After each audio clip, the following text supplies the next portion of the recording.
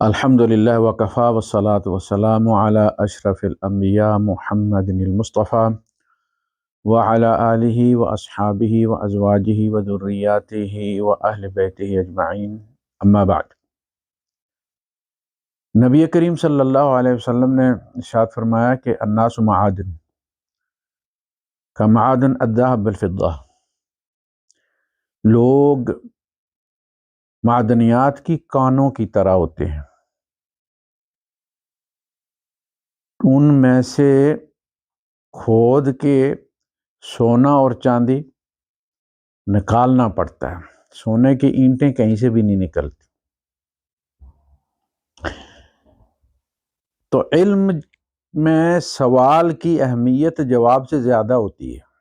یہ سوال پیدا ہو جائے تو جواب پھر کھود کر بھی کہیں نہ کہیں سے نکال لیا جاتا ہے، سوال ہی پیدا نہ ہو تو جواب تو پھر کیا پیدا ہوگا۔ تو یہ جو سامعین ہوتے ہیں، جو آپ کے دوست و احباب ہوتے ہیں، یہ اصلاً وہ کوہکن ہوتے ہیں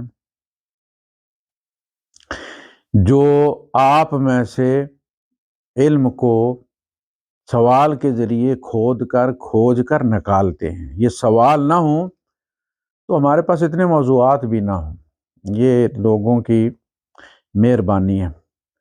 سوال کرنے والوں کا ہم پر احسان ہے کہ وہ سوال کرتے ہیں تو دھیان ادھر جاتا ہے کہ میں ہاں اس موضوع پہ بھی بات کرنی چاہیے۔ ایک مولوی صاحب کا میں کلپ سن رہا تھا، مجھے کسی دوست نے بھیجا، اس میں وہ بتا رہے تھے کہ یہ جتنے بھی جنازے پڑھے جاتے ہیں ان میں نیت تو یہی کی جاتی ہے کہ ثنا اللہ پاک کے لیے اور درود جو ہے وہ نبی کریم صلی اللہ علیہ وسلم کے لیے اور دعا حاضر میت کے لیے، لیکن یہ جنازے میں اس میت کے لیے دعا نہیں کرتے۔ اور پھر انہوں نے اللہم اغفر لحینا و میتنا والی دعا جو ہے وہ پڑھ کے بتایا کہ اس میں اس مردے کے لیے دعا کہاں ہے۔ تو یہ ایک بڑی موٹی سی بات ہے، اس کو سمجھنے کے لیے مولوی ہونا ضروری نہیں ہے، بلکہ بعض دفعہ مولوی ہونا نقصان دہ بھی ہو جاتا ہے کہ مولوی جو ہے وہ سامنے کی چیز چھوڑ کے کہیں پیچھے چلا جاتا ہے۔ وہ جو اللہم اغفر لحینا ہے، اس کے بعد اور میتنا، اللہ پاک ہمارے زندوں کو بخش دے، معاف کر دے، تاکہ وہ اپنے مردوں کے لیے بھی، مردہ بھائیوں کے لیے بھی دعا کر سکیں، استدعا کر سکیں، شفاعت کر سکیں کہ اللہ پاک تو ان کو بھی بخش دے۔ تو سب سے پہلے تو وہ جو کھڑے ہوئے ہیں ان کی بخشش کا معاملہ ہے۔ اگر وہ خود اشتہاری مجرم ہے تو دنیا کی کسی عدالت میں اشتہاری مجرم جو ہے کسی دوسرے کی ضمانت نہیں دے سکتا۔ تو پہلے اللہ مغفر لے حینا، تو اے اللہ پاک ہمارے زندوں کو بخش دے۔ وہ بھی ہیں جو جنازے میں کھڑے ہیں اور وہ بھی ہیں جو وہاں کھڑے نہیں، یعنی ہم تمام مسلمانوں کو جو زندہ ہیں بخش دے،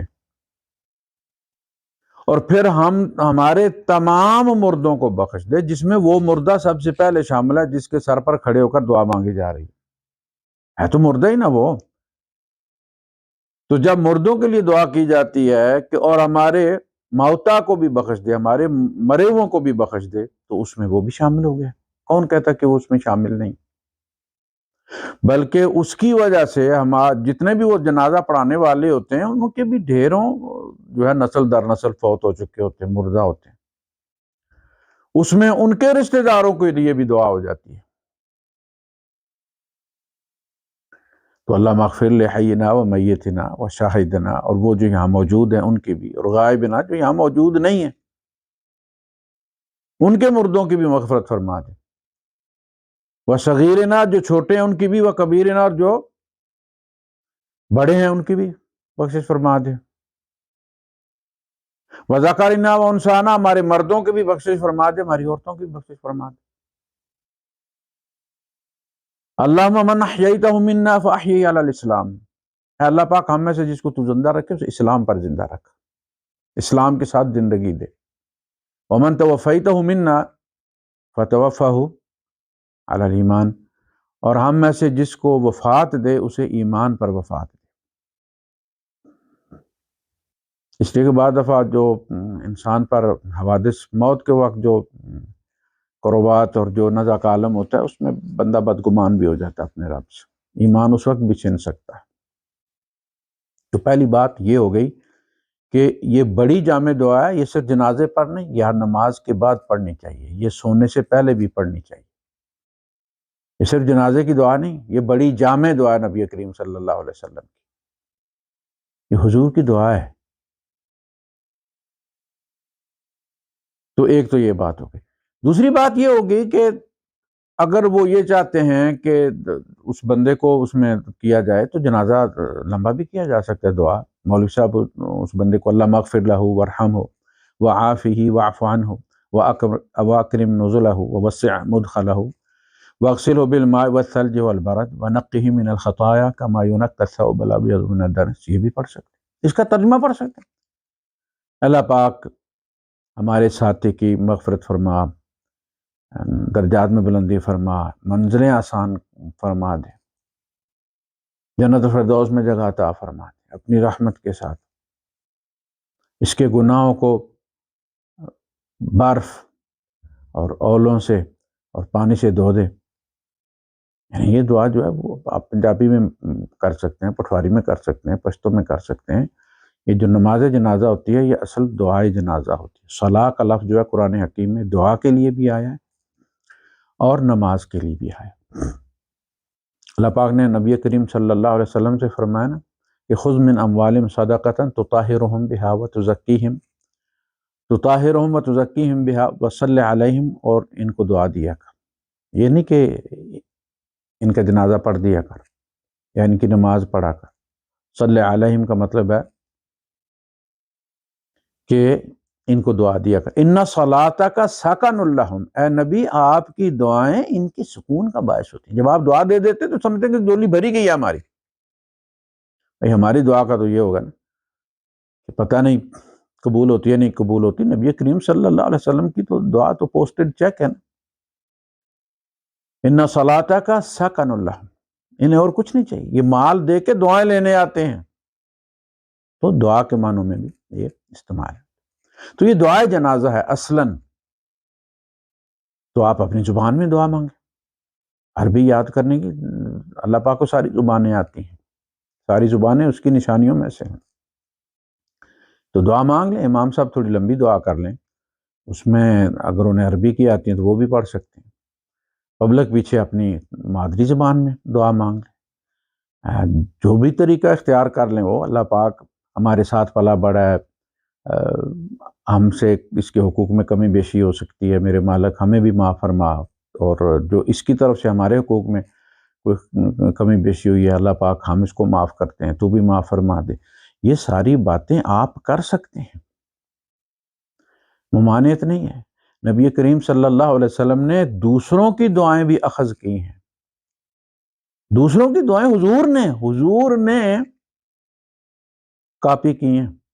بندہ ہے اور اس نے اللہ کے رسول صلی اللہ علیہ وسلم جماعت کروا رہے تھے تو آپ نے سمع اللہ لمن حمیدہ کہا تو بندے نے پیچھے سے کہا کہ ربنا ولک الحمد حمدا کثیرا طیبا مبارکا فیہ۔ تو نماز کے بعد حضور نے پوچھا یہ دعا کس نے مانگی تھی؟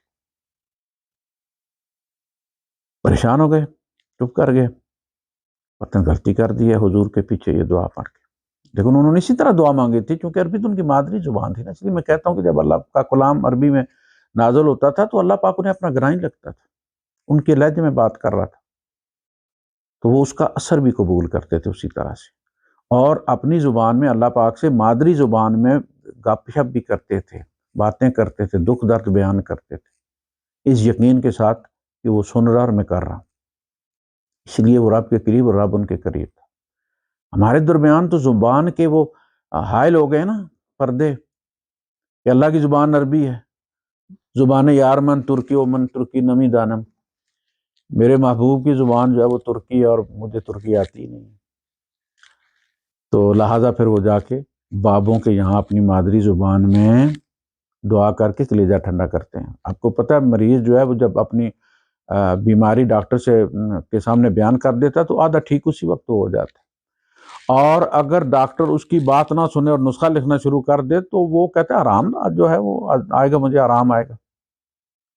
بیماری تو ڈاکٹر نے سنی ہی نہیں، آرام کیا آنا، وہ دوائی رکھ دیتا. اللہ پاک سے اپنی مادری زبان میں باتیں کیا کریں، چلتے پھرتے باتیں کیا کریں خود. اسی طرح جس طرح محلے کے بندے کے ساتھ کرتے ہیں، کسی دوست کے ساتھ کرتے ہیں، یار مسئلہ بن گیا، مسئلہ حل نہیں ہو رہا، رستے سارے بند ہیں، مالک تو ہی کو رستہ کھول دے، تو ہی کسی کے دل میں ڈال دے. تو یہ دعا آپ اپنی مادری زبان میں بھی پیچھے کر سکتے ہیں، اس میں کوئی حرج نہیں ہے، اگرچہ جنازے کی جو دعا ہے وہ جامع ہے، نبی کریم صلی اللہ علیہ وسلم کی ہی سکھائی ہوئی ہے، لیکن وہ صرف جنازے کے لیے نہیں ہے. حضور نے صرف جنازے میں نہیں پڑھی، حضور عام طور پر اس کو پڑھا کرتے ہیں. یہ بڑی جامع دعا ہے، سونے سے پہلے بھی پڑھنا چاہیے. تو وہ جو مولوی صاحب زور دے رہے تھے کہ ہم اس مردے کے لیے دعا نہیں کرتے، وہ میت نام اس مردے کو شامل ہی نہیں سمجھتے. وہ یہ چاہتے ہیں کہ باقاعدہ اس مردے کا جو ہے وہ شناختی کارڈ نمبر اور گلی نمبر اور ہاؤس نمبر اور اللہ پاک کو بتا کے تو پھر الگ سے کی جائے کہ اس کو بھی بخش دیں. وہ میت نام ہے، شامل ہے، وہ آ جاتا ہے، اس میں کوئی حرج نہیں ہے. وآخر دعوانا الحمدللہ رب العالمین.